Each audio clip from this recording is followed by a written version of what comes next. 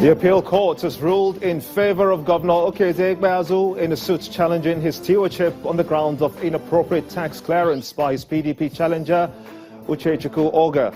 Where does the road lead to with the court's ruling? The Supreme Court, perhaps. But will the governor survive what seems to be a last and final hurdle in a move to unseat him as governor, having triumphed at the Federal High Court and the appeal court? Data feeds coming through in one place simultaneously on all our social media platforms will focus on the biggest stories yet. Channelstv.com, youtube.com/channelsweb. Tweet at Gimba Umar CTV and use the hashtag State of the Nation to be part of the show. A latest of series of videos is released by Boko Haram showing the Chibok girls over 2 years ago being abducted from their school in Chibok. The sect wants a swap of the girls with some of their members currently in the custody of the federal government. Will the government budge to this or not? A parent of one of the girls has identified her daughter. The government warns of floods in 11 states in the country as the government of Oyo and Ogun State take steps to control the floods. When they come, will the people heed to the warnings of the government? It's prime time in Lagos, and this is State of the Nation.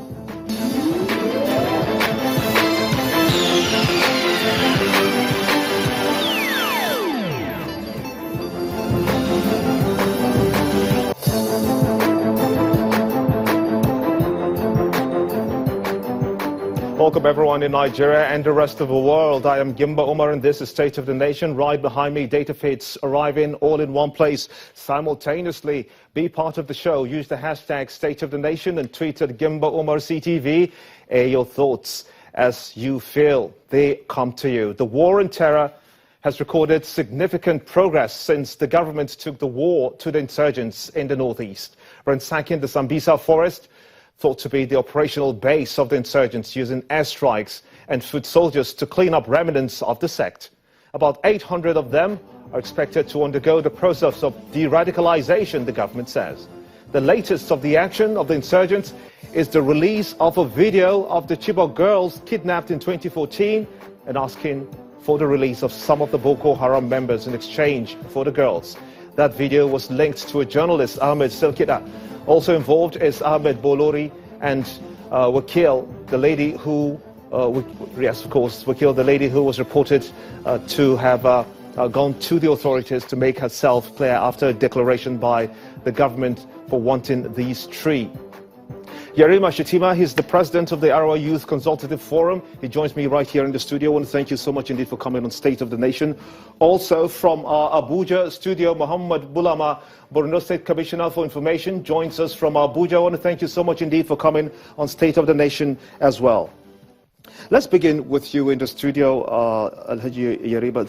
What you have seen, having read through the lines, do you suppose that an exchange of prisoners is the right way to go, if the government have to consider that at all? Well, ordinarily, I want to assume that this is a very abnormal situation because in all over the world globally, I do not think even the United Nations and other international communities support any form of negotiation with any terrorist groups because it's assumed a state has been held to ransom.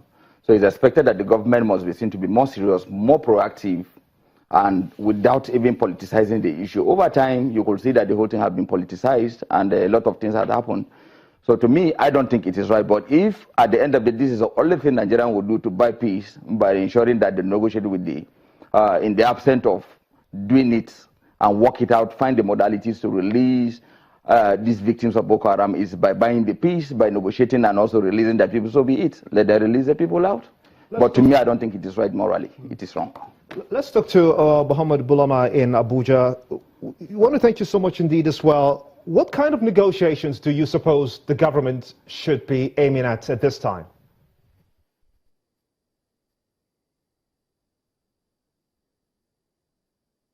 Well, thank you very much, Gimba. You see, the governor of Borno State, His Excellency Governor Kashim Shettima, has always reiterated the position of the Borno State government with regards to this question of whether we should negotiate or we should not negotiate.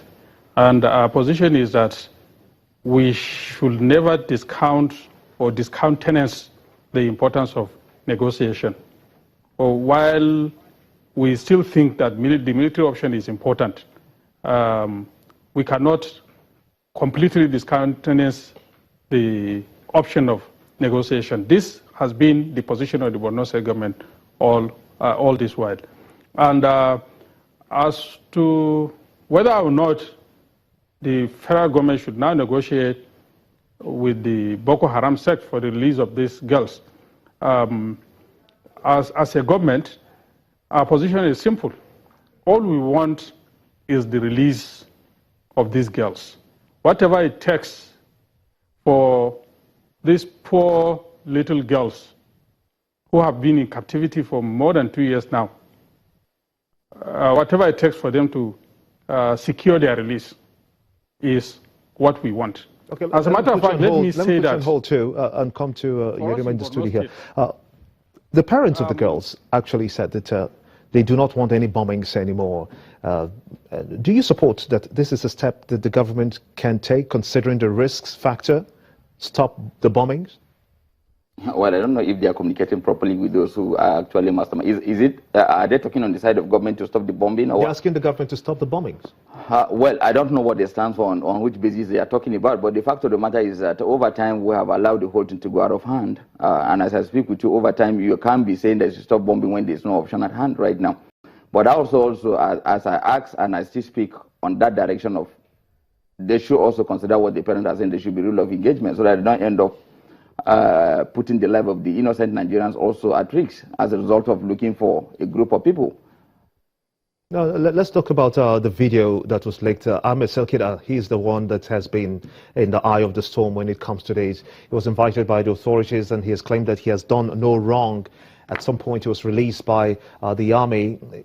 Is this a dead end to the investigations to try to find out the source of the video? Well, the issue of Ahmed Sakida has been there over time. I remember vividly when Shehu Sani was not a senator, he raised the same issue that the government have to reach out to somebody like Ahmed Sakida over time, and I think the government ignored that, the previous government. And if the present government can as well also drop the ego, discuss extensively with him to find a route, to find a solution to this problem, I think it's not a bad idea. But I have a problem because you could see the body language of the government, and apart from the military that I will commend them for doing a wonderful job in recent time compared to the previous government, you could see that the political will is really not there, even when people propagate and say all sorts of things. The fact of the matter is that even when we pretend that the government has actually won the war, to me, my perception about the whole thing is that it is actually getting more out of hand, because if you look at this happening, despite the bombing, the fight and whatever, the determination by the Nigerian military to do it, you could see most of even the military people are complaining of lack of maintenance, their welfare is not well taken care of, and so on and so forth. To an extent, some people derive more pleasure, they make much money, and they make it more like a business. So for it to come to a lasting conclusion where we'll begin to realize that, we'll begin to feel that this thing has come to a final ending, I think the journey is still far. That's just the reality of it. As a result of that, you could see in recent time they have even formed a faction where there is a tussle of leadership between the two factions of the Boko Haram right now, to tell you that they've gotten enough ground. So, and this cannot be that easy without even the government. Some people within the government sabotaging the effort of government, collaborating with these guys to even unleash more mayhem with this sporadic firing all over. When they choose to do something, they just come out all out to begin to disturb the peace of the people within that very community. It gives me a lot of worry. So to me, I think strongly that there is still need for the government to go back to drawing board and look at issue and begin to look at it directly. No matter who is involved, everybody must be brought to book and find a lasting solution to this problem. But from all indication, the government cannot be said to be totally out of it.